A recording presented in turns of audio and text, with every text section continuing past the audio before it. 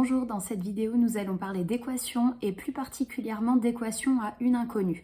Avant de commencer, une petite définition, juste pour qu'on soit au clair sur le vocabulaire. Alors, une équation, c'est une égalité entre deux membres comportant ou contenant au moins une valeur inconnue. Alors, un exemple d'une équation, 2x plus 5 égale 7y plus 8 plus 3x.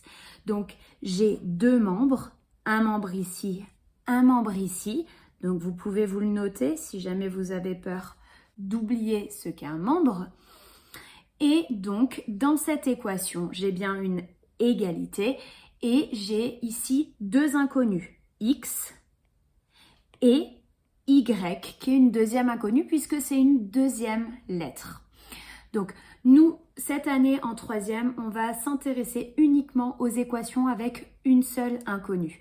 Et afin de bien comprendre de quoi il s'agit, je vous propose de regarder une petite animation vidéo où on va représenter une équation par une balance. Vous savez, les balances à l'ancienne avec deux plateaux. Et donc, regardons tout de suite la première animation.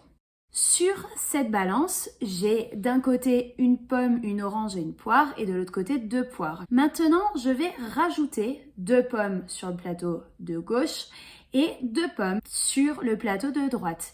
Puisque deux pommes pèsent le même poids que deux autres pommes, le plateau se rééquilibre. C'est comme si je n'avais rien fait d'un point de vue de l'équilibre.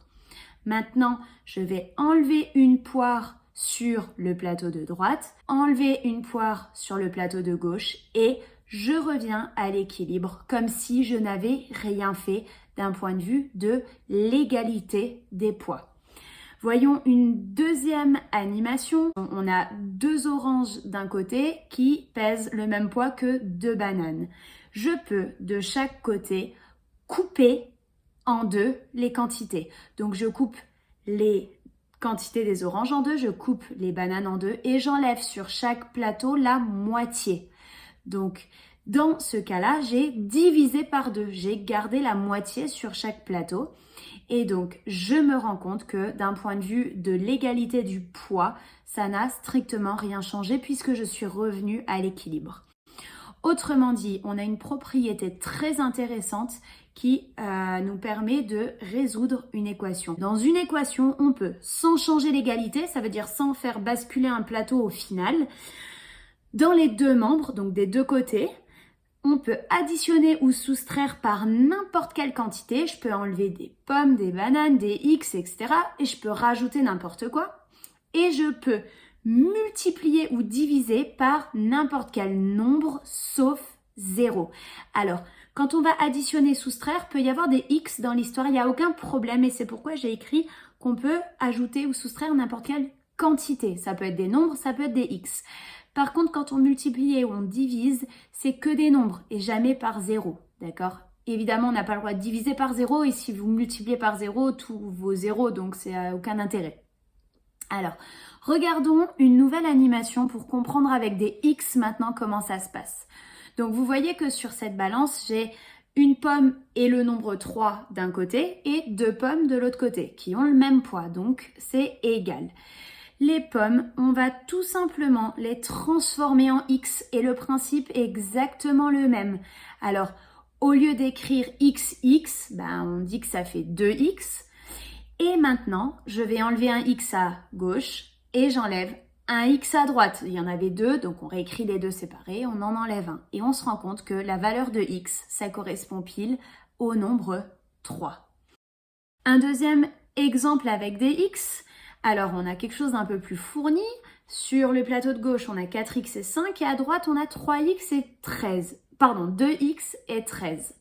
Donc, ce que je peux faire, c'est enlever 2x à droite. Mais du coup, pour équilibrer, je dois enlever 2x à gauche. Il en reste 2 puisqu'il y en avait 4.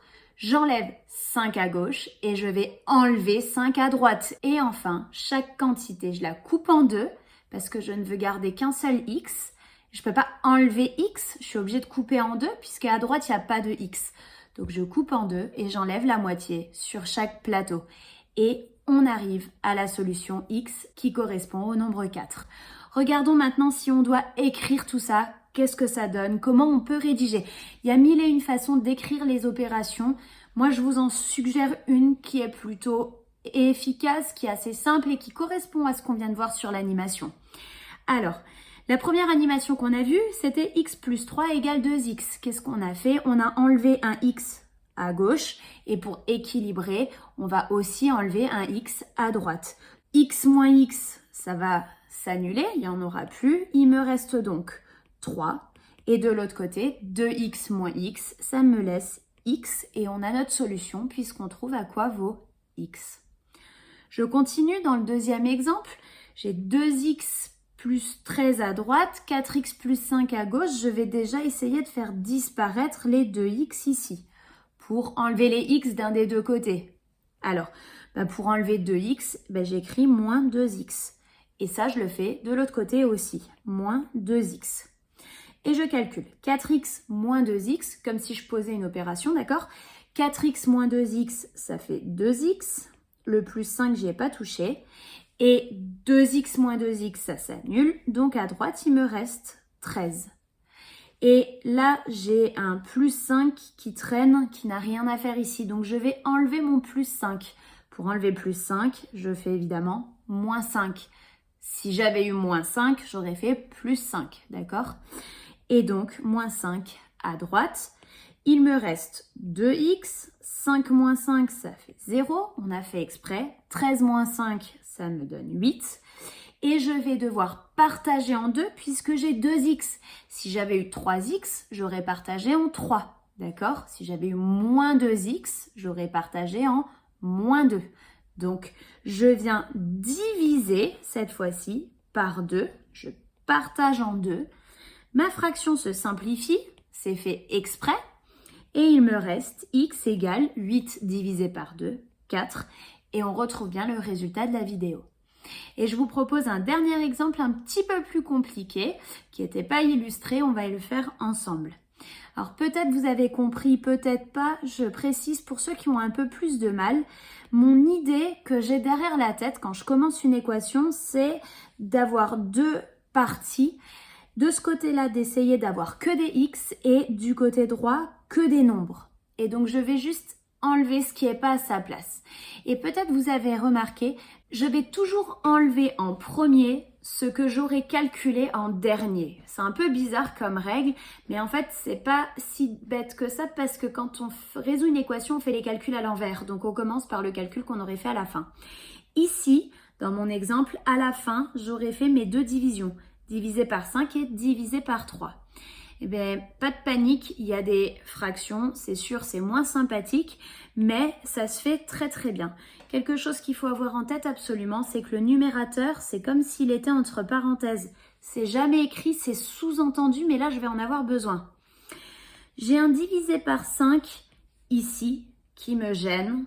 Pour l'enlever, si vous avez compris, je vais faire fois 5. Et si je fais x5 à gauche, je suis obligée de faire x5 à droite pour équilibrer.